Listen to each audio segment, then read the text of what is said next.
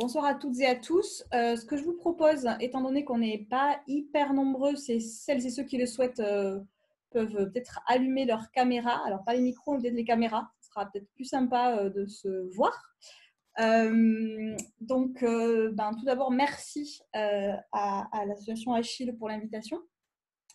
La conférence s'intitule « Être féministe aujourd'hui ».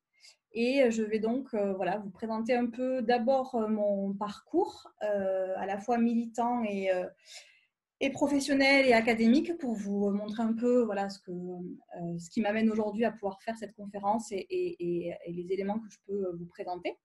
Dans un second temps, vous présenter… Alors, comme la conférence s'intitule « Être féministe aujourd'hui », l'idée c'était aussi de faire un rappel historique des différents mouvements féministes jusqu'à les mouvements actuels et de s'interroger sur les questions justement actuelles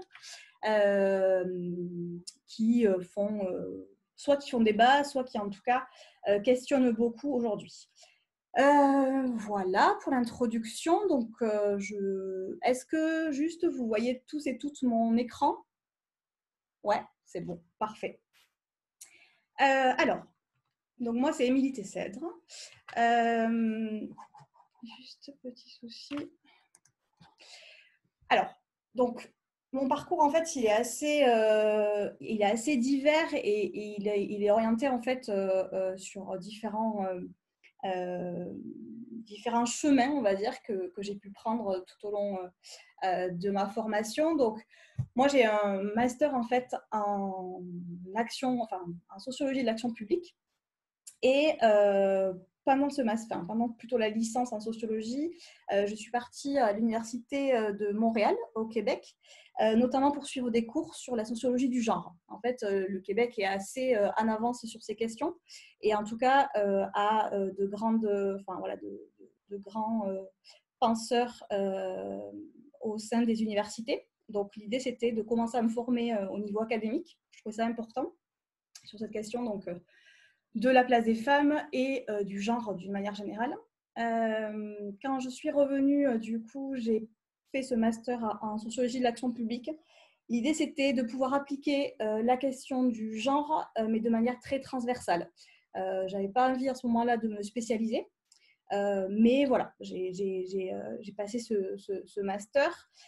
À la suite de ça, donc, je suis rentrée à la Ligue de l'enseignement, donc Fédération d'éducation populaire. Et là, j'ai commencé à me questionner en fait sur la question du genre dans les pratiques éducatives. Je pense que c'était quelque chose qui était pour moi primordial en fait, de vraiment questionner la place des filles, la place des garçons dans le système éducatif et donc forcément dans les accueils de loisirs et ce qui pouvait être autour en fait de l'école et donc dans les loisirs. Donc, j'ai pas mal proposé et mis en place des formations, notamment du personnel éducatif. Donc ça a été au niveau professionnel, un engagement aussi. Et en parallèle de ça, mon engagement dans l'association Oser le féminisme, donc j'en parlerai tout à l'heure, parce que c'est pour moi une des associations qui a un peu renouvelé le monde associatif et le monde militant féministe. Moi, je suis rentrée en 2010 à Oser le féminisme, mais donc voilà, j'en parlerai tout à l'heure parce que notamment en termes de techniques de militantisme, etc., c'était assez novateur. Et donc, à la suite de la Ligue d'enseignement, j'ai créé ma propre structure en fait de conseils, d'accompagnement, de structure autour de la question de l'égalité femmes-hommes, ce qui m'a amené à mener plusieurs actions et je suis actuellement en charge d'un programme d'égalité des chances à l'ISAE Super-Héros, donc une école d'ingénieurs. Et j'ai commencé à questionner pas mal la place des filles dans les écoles d'ingénieurs. Il faut savoir que par exemple la Super-Héros, donc c'est vraiment spécialisé dans l'aéronautique et le spatial.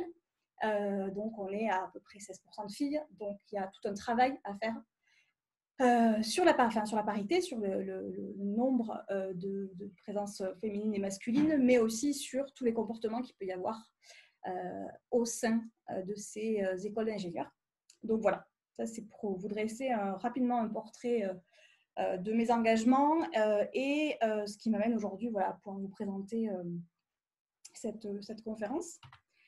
Alors, retour historique rapide. Alors, je ne vais pas vous faire tout un cours là-dessus, mais je trouvais ça important de reprendre en fait les différentes vagues, ce qu'on appelle la première vague, deuxième vague, troisième vague, et aujourd'hui, certains parlent de quatrième vague, mais après, voilà, c'est en débat. Mais en tout cas, de pouvoir se mettre d'accord sur un peu ce qui a pu amener aujourd'hui à poursuivre le combat féministe. Alors, donc la première vague, avec notamment Olympe de Gouges, Flora Tristan aussi, Hubertine Auclair. Donc là, les combats à l'époque, c'était vraiment sur le droit de vote.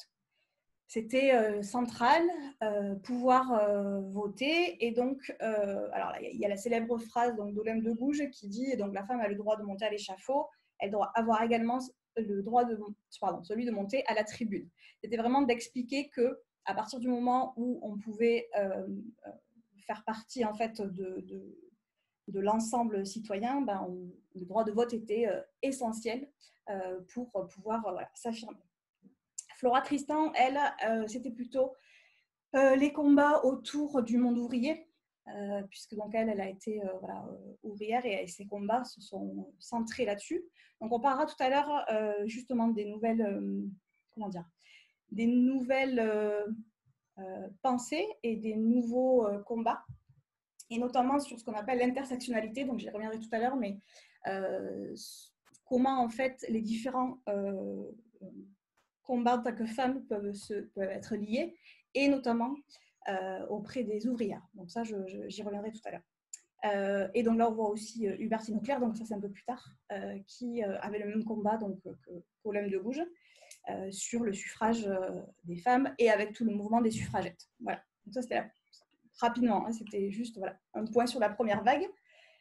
La deuxième vague, donc là on est plutôt sur lendemain de la Seconde Guerre mondiale, avec forcément une pression pour les femmes d'avoir des enfants. Donc c'est vraiment là où il y a un enjeu qui a été central, c'est donc le mouvement français pour le planning familial, puisque c'était un enfant si je veux, quand je veux, et la question de la contraception qui entrait bien sûr en jeu. Parce que voilà, on demandait aux femmes cet effort, on va dire, et que forcément, c'est quelque chose qui pouvait poser problème en termes de liberté, en termes de choix. Et donc, voilà, toute la lutte pour la contraception.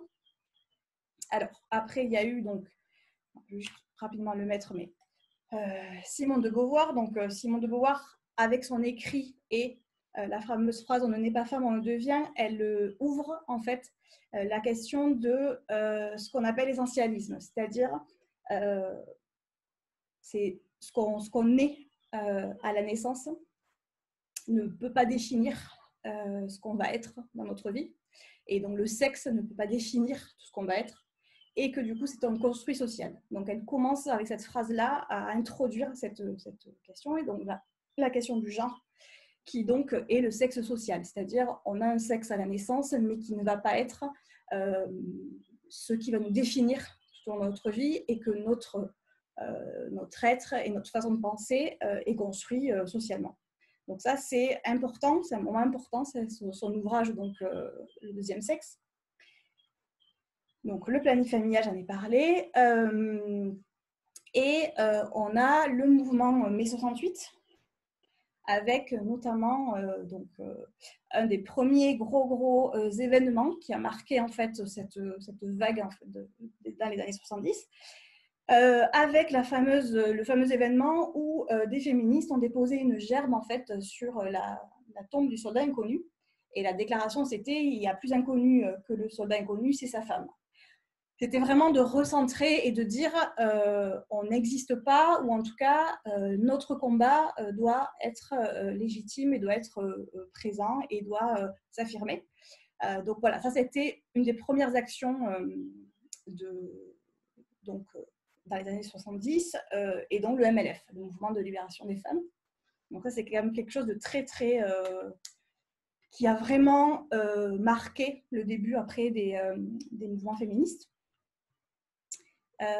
Juste, je regarde parce que... Ouais. La troisième vague, elle est plus, on va dire, étendue et plus disparse. On a des combats autour des violences faites aux femmes. En fait, on s'est vraiment concentré sur le fait que les femmes subissaient des violences au sein des familles, au sein de leur couple, que c'était quelque chose qui n'était pas des expériences individuelles, mais bien quelque chose de global, de social, et qu'il fallait agir. Et donc, on a commencé à mettre en place des groupes de parole pour les femmes. Et puis, le milieu associatif aussi s'est développé, puisque on a vu apparaître les premières associations qui ont mis en place des hébergements d'urgence, qui ont créé ces groupes de parole et se sont organisés.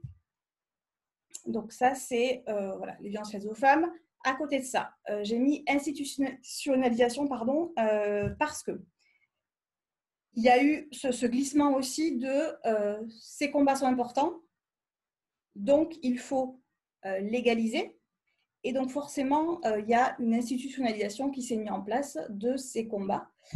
Donc effectivement, il fallait légiférer. Donc à partir du moment où on légifère, forcément, il y a une partie en tout cas de ces combats qui devient institutionnelle et qui rentre en fait dans les organisations étatiques. Donc ça s'oppose sans s'opposer, c'est-à-dire que les deux sont présents, mais des mouvements féministes peuvent remettre de temps en temps en question ça, c'est-à-dire est-ce qu'on perd ce combat, ou en tout cas cette façon d'agir à partir du moment où c'est institutionnalisé. L'exemple, c'est que dans les années 70, c'était beaucoup d'actions de rue, c'était beaucoup d'happenings, c'était beaucoup, toutes ces actions-là. Et donc, on passe à un peu plus d'institutionnalisation, mais qui était nécessaire aussi pour pouvoir avancer, pour pouvoir gagner en droit. La parité, alors je l'ai mis rapidement parce que c'est un peu la fin justement de la troisième vague, mais cette loi sur la parité a énormément fait débat parce que on s'est interrogé sur la fameuse question des quotas. Est-ce qu'il faut légiférer, par exemple, en milieu politique, pour qu'il y ait autant de femmes et d'hommes sur des listes électorales, ou bien est-ce qu'il faut laisser faire, quitte à ne pas avoir de femmes dans les listes électorales. Donc la loi sur la parité, ça a été une des lois les plus, alors pas controversées, mais en tout cas les plus discutées, justement par rapport à cette question. Est-ce que, avec une comparaison souvent américaine, c'est-à-dire de mettre des quotas et de devoir mettre autant de femmes que d'hommes, voilà. Donc l'institutionnalisation, elle a ça aussi, c'est-à-dire ces lois forcément amènent le débat, et donc ça a été un des gros débats à l'époque sur la parité en politique notamment. Et puis les organisations internationales, alors forcément les constats qu'on faisait en France se faisaient de manière internationale, et on a vu apparaître des ONG et la première conférence donc en 85 de Nairobi sur la condition des femmes dans le monde, et avec une prise de conscience au niveau de l'ONU avec la création d'ONU Femmes, etc. Voilà. Donc ça, c'est rapidement pour la troisième vague. Et aujourd'hui,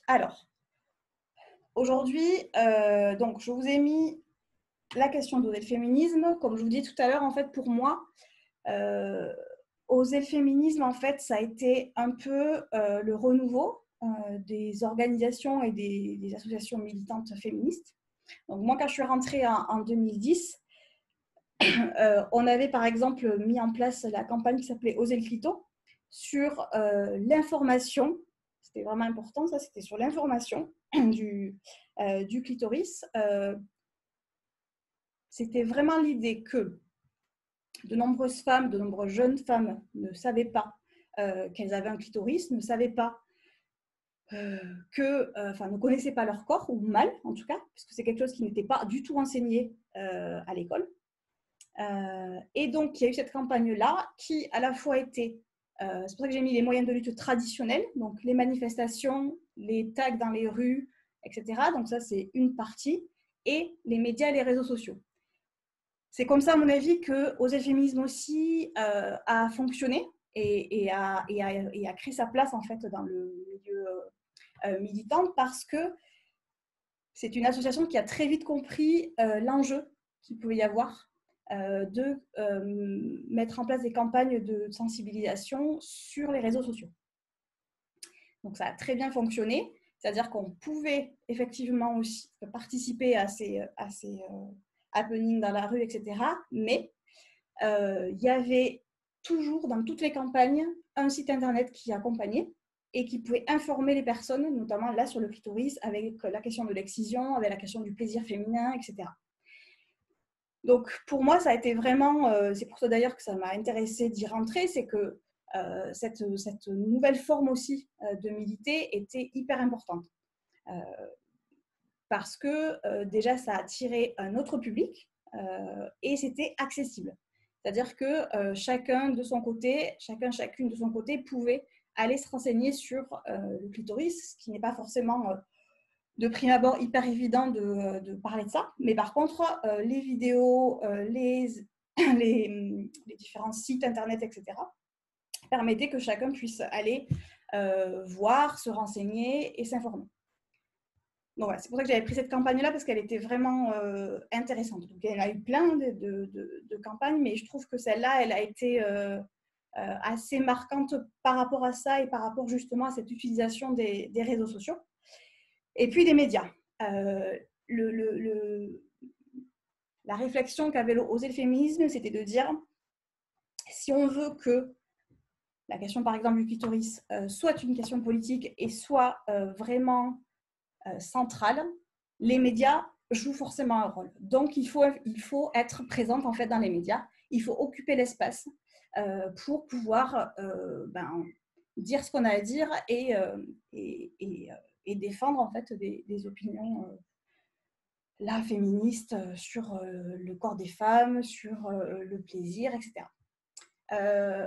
J'ai oublié de dire aussi que le nom aussi était hyper important. C'est-à-dire que il y a eu un moment, je pense, où le mot féminisme était plutôt, comment dire, avait forcément une connotation assez négative. Peu de personnes se disaient féministes, ou alors c'était vraiment des revendications qu'on pensait trop. Ça, c'était toujours assez drôle de savoir que on vous disait que vous étiez trop féministe. Alors, j'ai jamais su vraiment ce que ça voulait dire, mais en tout cas, c'est quelque chose qui circulait. Et là, que des personnes, on va dire, assez jeunes reprennent ce mot et disent, ben, nous, en fait, on veut s'affirmer et donc oser le féminisme, c'était vraiment central de se réapproprier, en fait, ce terme.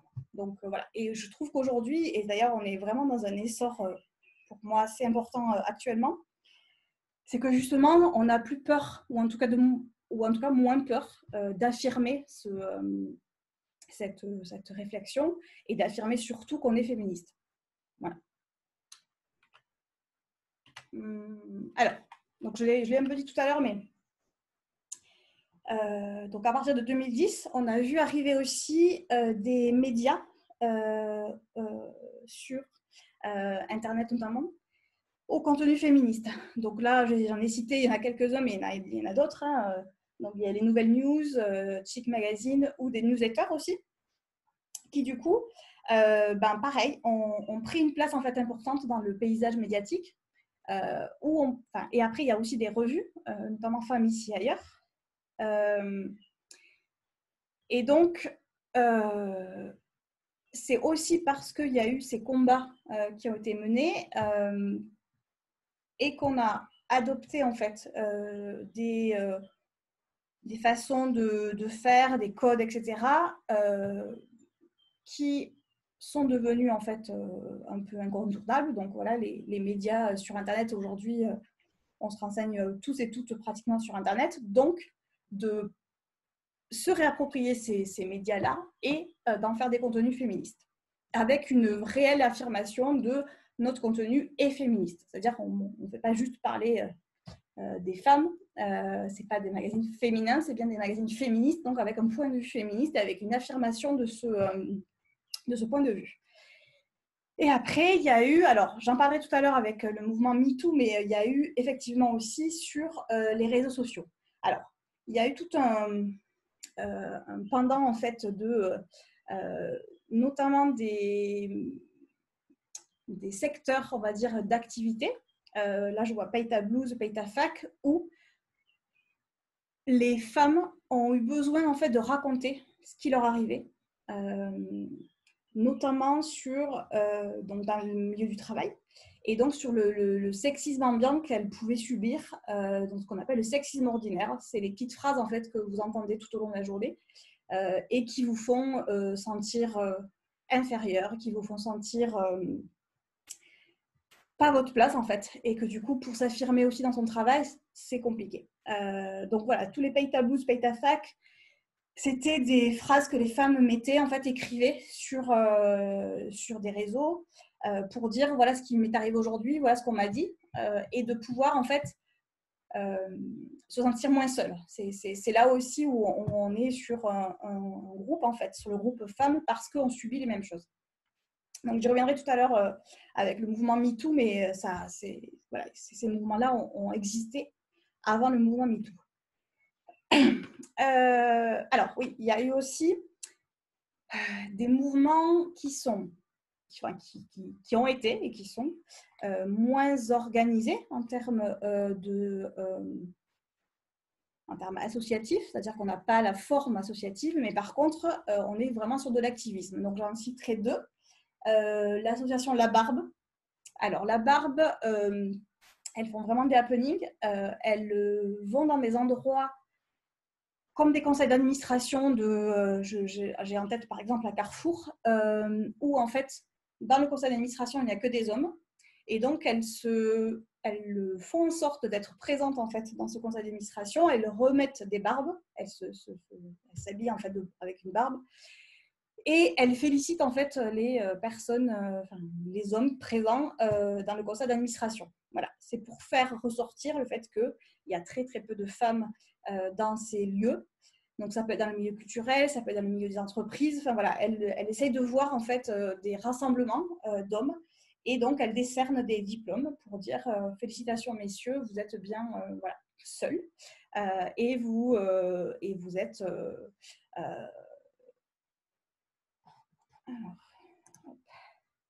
et voilà, vous n'avez pas il y a une problématique de présence des femmes dans ces instances. Surtout qu'elles essayent de trouver des endroits assez significatifs. Quand on sait par exemple que chez Carrefour, le nombre de femmes qui sont caissières et quand on monte dans la hiérarchie, on en trouve de moins en moins. Voilà, c'est très symptomatique de faire ces happenings dans ces conseils d'administration, entre autres. Alors, oui, alors je sais que quelqu'un a pris le contrôle de mon écran. Je vais revenir du coup. Ouais. Le deuxième groupe qui fait du happening, c'est les Femmes. Alors, les Femmes, elles ont... Donc, ça a été créé alors, il y a eu en Ukraine d'abord, et puis ça a été développé après en Russie. L'idée, c'était de pouvoir militer en inscrivant en fait des slogans sur leur corps et en disant en fait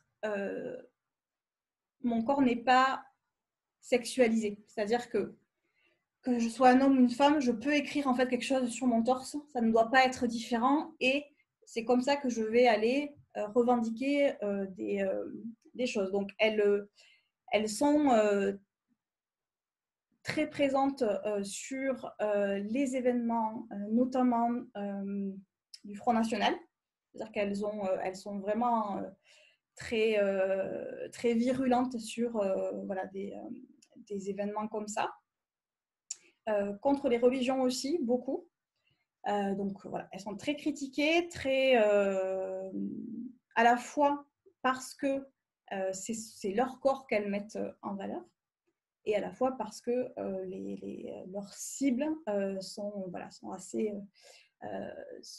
remises en question. Mais ce que je trouve intéressant, c'est qu'elles réaffirment que leur corps leur appartient, et que du coup, si elles ont envie en fait de s'inscrire des messages, ça ne devrait pas être sexualisé. Leur poitrine ne devrait pas être sexualisée, mais elle l'est.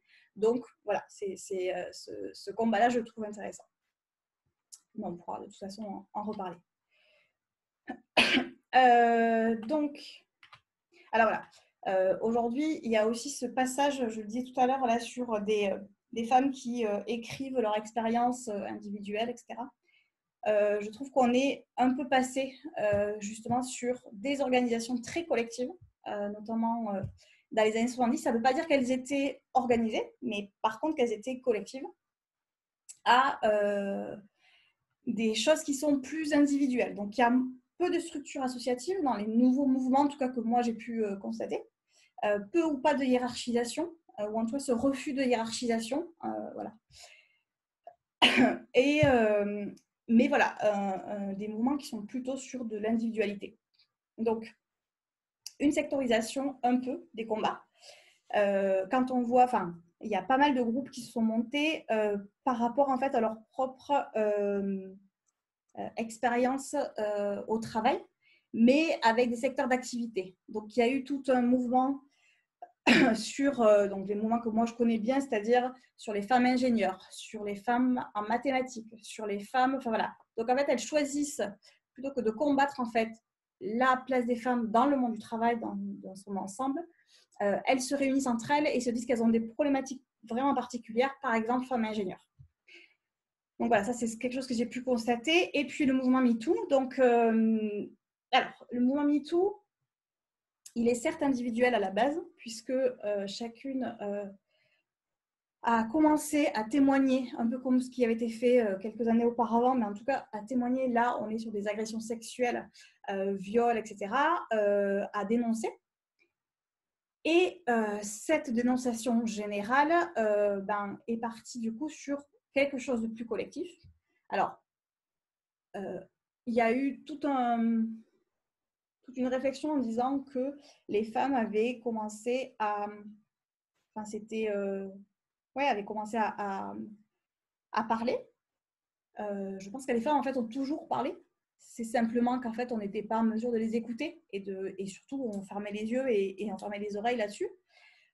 Donc, il y a eu aujourd'hui une prise de conscience en se disant on ne peut plus laisser passer ça, et qu'il faut faire agir, mettre en place des choses. Donc, le système juridique aujourd'hui est encore, à mon avis, à réformer là-dessus. C'est pareil pour les violences faites aux femmes, les violences conjugales notamment. Donc, le mouvement MeToo a été important parce qu'il a été mondialisé, parce que ça a été des femmes au départ, en tout cas, qui avaient une renommée nationale, internationale, et du coup, leur parole, en fait, portait plus qu'une simple, entre guillemets, femme qui aurait pu dénoncer ces faits-là. Donc, ça a permis peut-être quand même d'ouvrir et de prendre conscience d'un mouvement d'une grande ampleur. Voilà. Après, c'est comment traiter ça, comment permettre en fait à ce qu'il y ait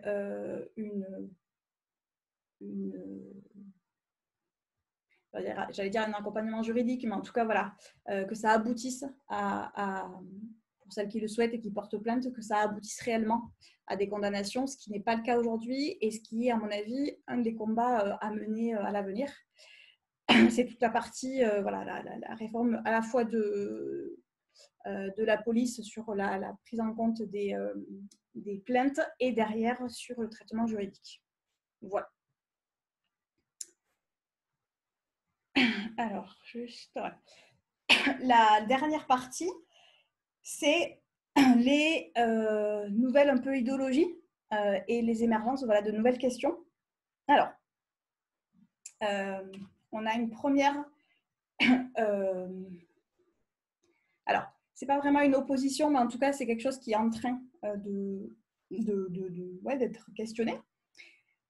Jusqu'à présent, on avait cette vision en fait universaliste, ce qu'on appelle universaliste, de les combats en fait qui sont menés pour les femmes concernent toutes les femmes.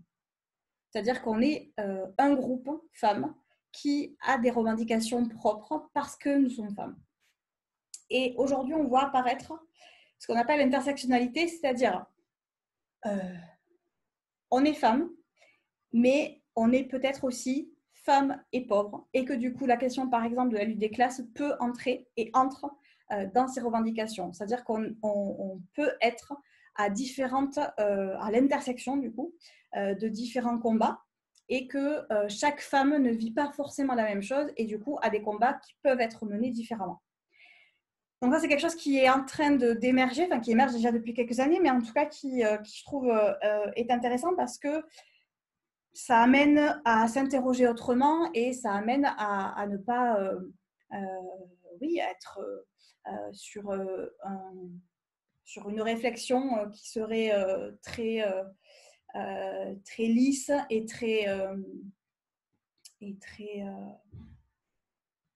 très commune en fait, et de se dire effectivement, il y a peut-être des choses qui ne concernent pas, ou en tout cas, il y a d'autres choses qui concernent les femmes que juste le fait d'être femme. Lorsque j'ai fait mon mémoire là, sur la place des femmes dans les écoles d'ingénieurs, j'ai interrogé une jeune femme qui donc, est à lycée super-héros. Et quand je l'ai interrogée sur sa place en tant que femme dans cette école d'ingénieurs, en fait, elle m'a dit non, c'est pas ça qui m'a dérangée en premier et qui a été dur pour moi. D'abord, ça a été ma classe sociale, c'est-à-dire qu'elle venait d'un milieu très populaire et que du coup, elle se retrouvait dans une école d'ingénieur avec des personnes fils de cadres, et du coup, ça a été très compliqué.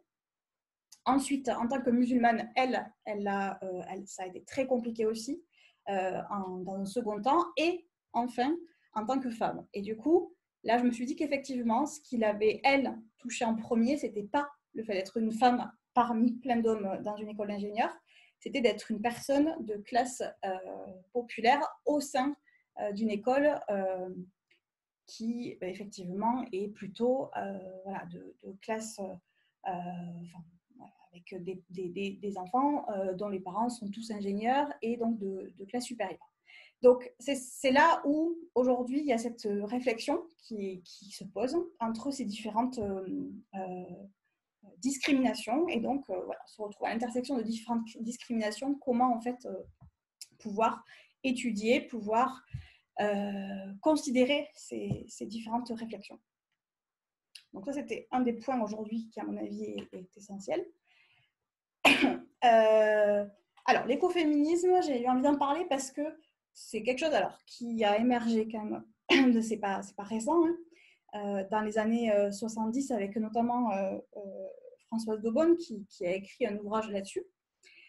Mais par contre, je trouve qu'aujourd'hui, avec ce mouvement écologique qui est essentiel, je constate quand même qu'il y a, pour moi en tout cas, un retour des femmes dans la sphère privée.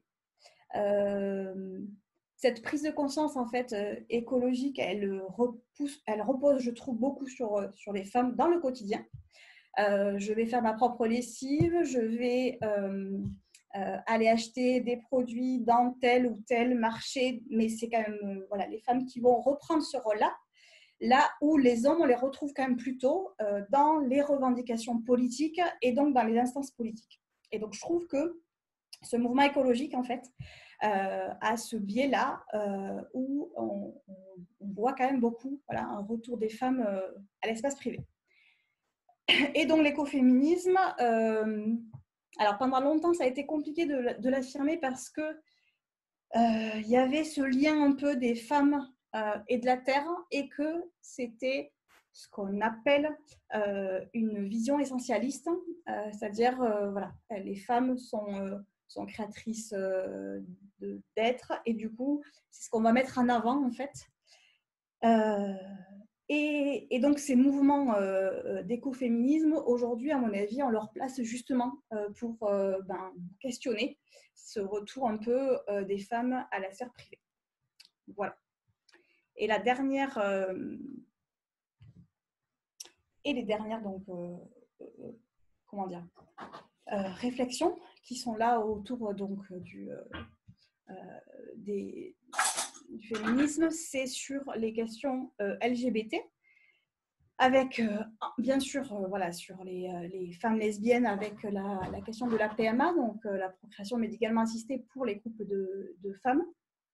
Donc c'est un combat qui est mené quand même depuis très très longtemps et les gouvernements reculent au fur et à mesure, mais voilà, c'est quelque chose qui est bien présent. Et les droits des LGBTQI dans leur ensemble, avec notamment tous les mouvements trans, etc., mais qui en tout cas aujourd'hui ont une place et interrogent les différentes sexualités, les normes d'hétérosexualité. Voilà.